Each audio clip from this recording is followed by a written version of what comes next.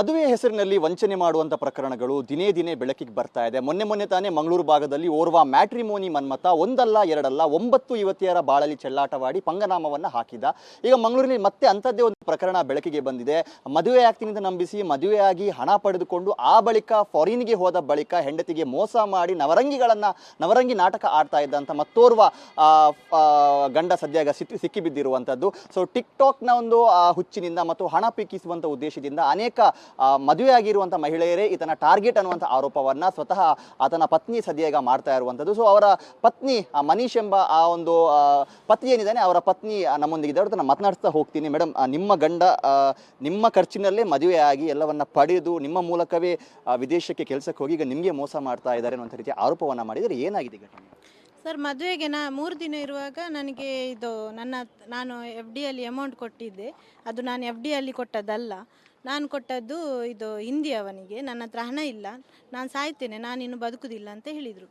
ಹಾಗೆ ಮರವಂತೆ ಬೀಚಿಗೆ ಹೋಗಿ ಅಲ್ಲಿ ಸಾಯ್ಲಿಕ್ಕೆ ಅಂತ ಹೋಗಿದ್ದಾರೆ. ಮತ್ತು ಫ್ಯಾಮಿಲಿ ಎಲ್ಲ ಅವರನ್ನು ಕರ್ಕೊಂಡು ಬಂದು ಮನೆಗೆ ಕರ್ಕೊಂಡು ಬರುವಾಗ ಪುನಃ ಮನೆಯಲ್ಲಿ ರೂಮಿಗೆ ನೇಣಾಕ್ತೇನೆ, ನಾನು ಬಾಲ್ಕನಿಯಿಂದ ಆಡ್ತೇನೆ ಅಂತ ಹೇಳಿ ಇಡೀ ಮನೆಯವರನ್ನೇ ಬ್ಲ್ಯಾಕ್ ಮೇಲ್ ಮಾಡಿದರು. ನಂತರ ಇವಾಗ ಸಾಯೋದು ಬೇಡ ಅಂತೇಳಿ ಇಡೀ ಮನೆಯವರು ಸೇರಿ ನಮ್ಮ ಸೈಡಿದು ನಮ್ಮ ಖರ್ಚು, ನಿಮ್ಮ ಸೈಡಿದು ಫುಲ್ ನೀವು ಖರ್ಚು ನೋಡಿ, ನಮ್ಮದು ಊಟದ್ದು ಮತ್ತು ಮಂಗಲಸೂತ್ರದ ಖರ್ಚು ನಾವು ನೋಡ್ತೇವೆ ಅಂತೇಳಿ ಫ್ಯಾಮಿಲಿ ಎಲ್ಲ ಒಟ್ಟಾಗಿ ಮದುವೆ ಆಯಿತು ಸರ್. ಮದುವೆಯಾಗಿ ನಾನು 2 ಲಕ್ಷ ರೂಪಾಯಿ ಖರ್ಚು ಮಾಡಿ ನಾನು ದುಬೈಗೆ ಕಳಿಸಿದ್ದೇನೆ. ದುಬೈಗೆ ಕಳಿಸಿ ಅದೇ ಮಂತಲ್ಲಿ ಇವನು ಸ್ವಾತಿ ಅಂತ ಹುಡುಗಿ ಹತ್ರ ಟಿಕ್ಟಾಕಲ್ಲಿ ಫ್ರೆಂಡ್ ಆಗಿ ಅವಳ ಹತ್ರ ಒಳ್ಳೆ ರೀತಿಯಲ್ಲಿ ಮಾತಾಡಿ ಫ್ರೆಂಡ್ಶಿಪ್ ಎಲ್ಲ ಮಾಡಿದ್ದಾನೆ. ಮಾಡಿದ ನಂತರ ಇವನು ಎಲ್ಲ ಸುಳ್ಳೇ ಮಾತಾಡಿದ. ಅಂದರೆ ನನ್ನ ಹೆಂಡತಿ ಮದುವೆ ಆದ ಮರುದಿನನೇ ಇಲ್ಲ, ಓಡಿ ಹೋಗಿದ್ದಾಳೆ, ಮತ್ತು ನಮ್ಮದು ಡಿವೋರ್ಸ್ ಆಗಿದೆ, ನಮಗೆ ಯಾರು ಇಲ್ಲ, ಮತ್ತು ಅವರ ಮನೆಯವರೆಲ್ಲ ನನ್ನನ್ನು ಚೆನ್ನಾಗಿ ನೋಡ್ಕೊಳ್ಳೋದಿಲ್ಲ, ಬೇಡದ ಭಾಷೆಯಲ್ಲಿ ಬೈತಾರೆ, ಹಾಗೆ ಹೀಗೆ ಅಂತ ಸಿಂಪತಿ ತೋರಿಸಿದ್ದಾನೆ. ಸೊ ಇವಳಿಗೆ ತುಂಬ ಫೀಲ್ ಆಯಿತು.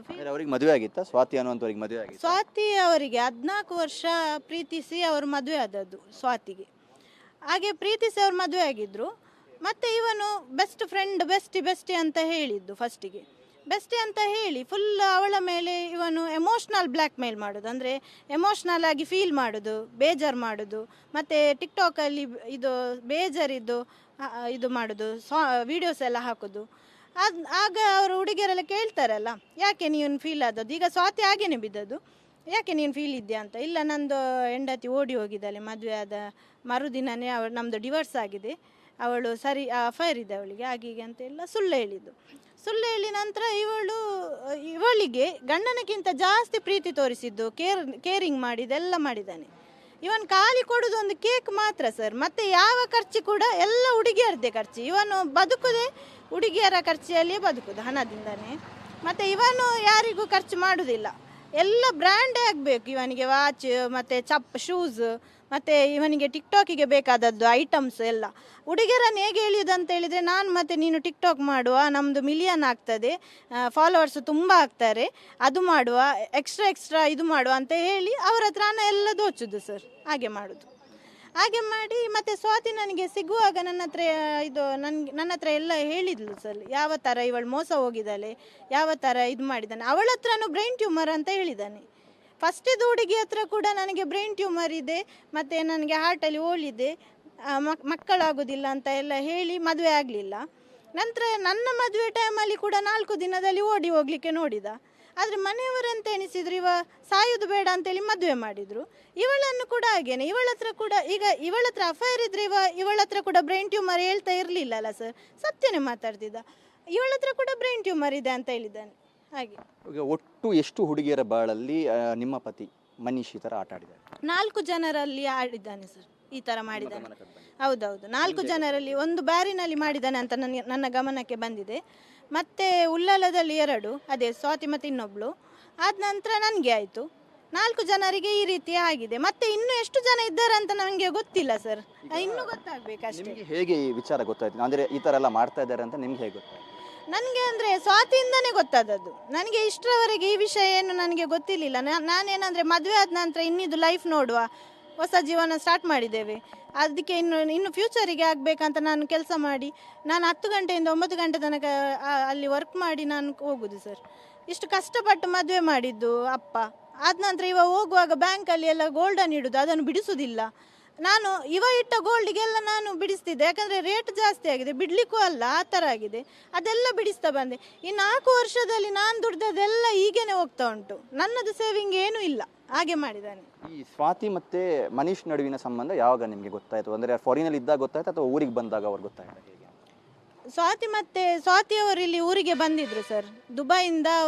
ದುಬೈಯಿಂದ ಬಾಂಬೆಗೆ ಬಂದಿದ್ರು ಸರ್. ಅಲ್ಲಿ ಹೋಟೆಲಲ್ಲಿ ಇದ್ರು. ಹೌದು, ಮನೀಶ್ 12 ದಿನ ಇರಲಿಲ್ಲ. ನನಗೆ ದುಬೈಯಿಂದ ಕಾಲ್ ಬಂತು ನನಗೆ, ಎಲ್ಲಿದ್ದಾರೆ ಇದು ಮನೀಶ್ ರೀಚ್ ಆಗಿದ್ದಾರಾ ಮಂಗಳೂರಿಗೆ ಅಂತ. ನಾನಾಗ ಮಿಸ್ಸಿಂಗ್ ಅಂತ ಹೇಳಿ ನಾನು ಕಾವೂರು ಸ್ಟೇಷನಲ್ಲಿ ಕಂಪ್ಲೇಂಟ್ ಕೊಟ್ಟಿದ್ದೆ, ಮನೀಶ್ ಮಿಸ್ಸಿಂಗ್ ಆಗಿದ್ದಾರೆ ಅಂತೇಳಿ. ದುಬೈಯಿಂದ ಬಂದವರು ಬರಲಿಲ್ಲ ಊರಿಗೆ ಅಂತೇಳಿ. ಮತ್ತು ಪೊಲೀಸ್ನವರೆಲ್ಲ ಟ್ರ್ಯಾಕ್ ಮಾಡುವಾಗ ಅವರು ಬಾಂಬೆ ತೋರಿಸ್ತಾ ಇತ್ತು. ಅಲ್ಲಿ ಕಾಲ್ ಮಾಡುವಾಗ ನಾನು ಕೇರಳದಲ್ಲಿದ್ದೇನೆ, ಅಲ್ಲಿದ್ದೇನೆ, ಇಲ್ಲಿದ್ದೇನೆ ಅಂತ. ಮತ್ತೆ ನೋಡುವಾಗ ಅವಳು ಕೂಡ ಬಂದಿದ್ದಾಳೆ.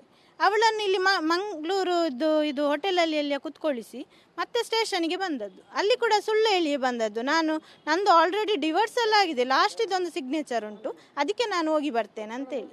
ಮತ್ತು ಸ್ವಾತಿಗೆ ಈ ವಿಷಯ ಗೊತ್ತಾಗಿ ನನಗೆ ಎಲ್ಲ ವಿಷಯ ಹೇಳಿದ್ಲು ಸರ್. ನೋಡುವಾಗ ಅವಳು ಮಾತಾಡುವಾಗ ಉಂಟಲ್ಲ, ನನ್ನನ್ನು ಫುಲ್ ನೆಗೆಟಿವ್ ಮಾಡಿದ್ದಾನೆ. ಅವಳು ಹೇಳುದು, ನಿನ್ನನ್ನು ಕೊಲ್ಲುವ ತನಕ ನನಗೆ ಅವನು ಹೇಳಿಕೊಟ್ಟಿದ್ದಾನೆ ಅಂತ, ಆ ರೀತಿ ಸುಳ್ಳು ಹೇಳಿದ್ದಾನೆ ನನಗೆ. ಸ್ವಾತಿ ಮತ್ತು ಅವ್ರ ಹಸ್ಬೆಂಡ್ ಕೂಡ ದೂರ ಆದರು. ಈಗ ಸ್ವಾತಿ ಮತ್ತು ಹಸ್ಬೆಂಡ್ ದೂರ ಆಗಿದ್ದಾರೆ ಸರ್. ಯಾಕಂದರೆ ಸ್ವಾತಿಯನ್ನು ಇವನು ಫುಲ್ ಗಂಡನನ್ನೇ ಅವಾಯ್ಡ್ ಮಾಡುವ ಹಾಗೆ ಮಾಡಿದ್ದಾನೆ ಇವನು, ಸುಳ್ಳು ಹೇಳಿ. ಮತ್ತು ಇದು ಮಗು ಆಗುವುದನ್ನು ಕೂಡ ಗಂಡ ಹೆಂಡತಿಗೆ ಮಗು ಆಗುವುದನ್ನು ಕೂಡ ತಪ್ಪಿಸಿ ಕೈಗೆ ಚೂರಿಯಿಂದ ಕೈಯನ್ನು ಭಾಗ ಮಾಡೋದು, ಅವಳಿಗೆ ಸಿಮ್ ಕಾರ್ಡ್ ತಿನ್ನಿಸಿ ಎದುರಿಸೋದು, ಮತ್ತು ಇದು ಫಿನೈಲ್ ಇದು ಮಾಡೋದು. ಮತ್ತು ಅವಳು ನನ್ನ ಹತ್ರ ಒಟ್ಟಿಗೆ ಕಂಪ್ಲೇಂಟ್ ಕೊಡುವ ಅಂತ ಇಲ್ಲ, ಕಂಪ್ಲೇಂಟ್ ಎಲ್ಲ ಬರೆದಿದ್ಲು ಸರ್, ಬರ್ತೇನೆ ಅಂತೇಳಿ. ಅಷ್ಟೊತ್ತಾಗುವಾಗ ನಾನು ಫಿನೈಲ್ ಕುಡಿದು ಸಾಯ್ತೇನೆ, ಮತ್ತು ನೀನು ಹೋಗು, ಅವಳು ಬಜರಂಗ ದಳದವರನ್ನೆಲ್ಲ ಇಟ್ಕೊಂಡು ಅಲ್ಲಿ ನಿನ್ನನ್ನು ಓಡಿಸ್ತಾಳೆ ಆಗೀಗೆ ಅಂತ ಹೇಳಿ ಅವಳನ್ನು ರಿಟರ್ನ್ ಎದುರಿಸಿ ಬ್ಯಾರಿನ್ಗೆ ಕಳಿಸಿದ್ದಾನೆ. ನೀವು ಯಾವ ಥರ ಕಾನೂನು ಹೋರಾಟ ಮಾಡ್ತಾ ಇದ್ದೀರಾ? ದೂರು ಕೊಟ್ಟಿದ್ದೀರಾ? ಪೊಲೀಸ್ ಏನು ಹೇಳಿದ್ರು? ಈಗ ಪೊಲೀಸ್ ಅವರೆಲ್ಲ ನನ್ನ ಪರವಾಗಿದ್ದರು ಸರ್, ತುಂಬ ಹೆಲ್ಪ್ ಮಾಡಿದ್ದಾರೆ. ಮಹಿಳಾ ಸ್ಟೇಷನ್ ಪೊಲೀಸ್ ಅವರು ನನಗೆ ತುಂಬ ಹೆಲ್ಪ್ ಮಾಡಿದ್ದಾರೆ. ಏನು ನನಗೆ ಇದು ಮಾಡಲಿಲ್ಲ, ಯಾಕಂದರೆ ಅವರಿಗೆ ತುಂಬ ಬೇಸರ ಆಗಿದೆ. ಯಾಕಂದರೆ ನಾನು ಸರ್ ಇದಾಗಿ ತುಂಬ ಟೈಮ್ ಆಯಿತು. ನಾನು ಯೂನಿಫಾರ್ಮಲ್ಲಿ ಡೈಲಿ ನಾನು ಅಲ್ಲಿ ಹೋಗಿ ತುಂಬ ಸಫರ್ ಆಗಿದ್ದೇನೆ. ಪೊಲೀಸ್ನವರಿಗೆ ಗೊತ್ತುಂಟು, ದಿನ ನಾನು ಅಲ್ಲಿ ಹೋಗಿ ಅಳ್ತಾ ಇದ್ದೆ. ಅವನು ಎಲ್ಲಿದ್ದಾನೆ ಅಂತ ಗೊತ್ತಿಲ್ಲ ನನಗೆ. ತುಂಬ ನಾನು ಮಾಡಿದ್ದೇನೆ, ಫೇಸ್ ಮಾಡಿದ್ದೇನೆ. ಆದರೆ ಅವರದಲ್ಲಿ ಬ್ಯಾರಿನಿದ್ದು ದುಬೈದು ಟಿಕ್ಟಾಕ್ ನಿಲ್ಲಿಲ್ಲ ಸರ್. ಅಂದರೆ ಅಲ್ಲಿ ಅವರು ಹೇಳಿದ್ದು ನಾನು ಮತ್ತು ಮನೀಶ್ ಮದುವೆ ಆಗಿದ್ದೇವೆ ಅಂತ ಹೇಳಿ ಅವಳ ಗಂಡ ಸ್ವಾತಿದು ಗಂಡ ಕಟ್ಟಿದ್ದು ಮಂಗಲಸೂತ್ರವನ್ನು ಕುತ್ತಿಗೆಗೆ ಹಾಕಿ ಇವರು ಟಿಕ್ಟಾಕ್ ಮಾಡ್ತಾ ಇದ್ದಾರೆ. ಹಾಗೆ ಮುಂದೆ ಏನು ಮಾಡಬೇಕು ಅಂತ ಇದ್ದೀರಾ ಮೇಡಮ್? ಮುಂದೆ ನಾನು ಹೇಳುದಂತ ಹೇಳಿದರೆ ಸರ್, ನಾನು ಇಲ್ಲಿ ಬಂದದ್ದು ಯಾಕೆ ಅಂತ ಹೇಳಿದರೆ, ನನಗೀಗ ಡಿವೋರ್ಸ್ ಮಾಡಿ ಸುಮ್ಮನೆ ಇರ್ಬೋದು ಸರ್. ಡಿವೋರ್ಸ್ ಮಾಡಿ ನನ್ನ ಜೀವನ ನೋಡ್ತಾ ಹೋಗ್ಬೋದು. ನಾನು ಇಲ್ಲಿ ಯಾಕೆ ಬಂದಿದ್ದೇನೆ ಅಂತ ಹೇಳಿದರೆ, ಇನ್ನೂ ಇದ್ದ ಹುಡುಗಿಯರನ್ನು ಇವನು ಈ ರೀತಿ ಮಾಡಬಾರ್ದು, ನನಗೆ ಆದ ಅನ್ಯಾಯ ಇನ್ನು ಯಾರಿಗೂ ಆಗಬಾರ್ದು, ಯಾವ ಹುಡುಗಿಗೂ ಮೋಸ ಆಗಬಾರ್ದು. ಇವನು ಇನ್ನೂ ಬಿಡುವುದಿಲ್ಲ. ಇವನು ಇದ್ದ ಹುಡುಗಿಯರು ಈಗ 1st 2nd 3rd 4th ಆದ ನಂತರ ಇನ್ನೂ ಕೂಡ ಇದೇ ಅವನು ಮಾಡ್ತಾನೆ ಅಂತ ನನಗೆ ಇದಾಯ್ತು. ಯಾಕಂದರೆ ಅವನು ಅಫೈರ್ ಇದ್ದರೆ ಸತ್ಯ ಮಾತಾಡ್ತಿದ್ದಲ್ಲ ಸರ್, ಹಾಗೆ. ಎಸ್, ಇದಿಷ್ಟು ಸಂತ್ರಸ್ತೆ ಪತ್ನಿಯವರ ಮಾತು. ಆದಿತ್ಯ, TV5 ಮಂಗಳೂರು.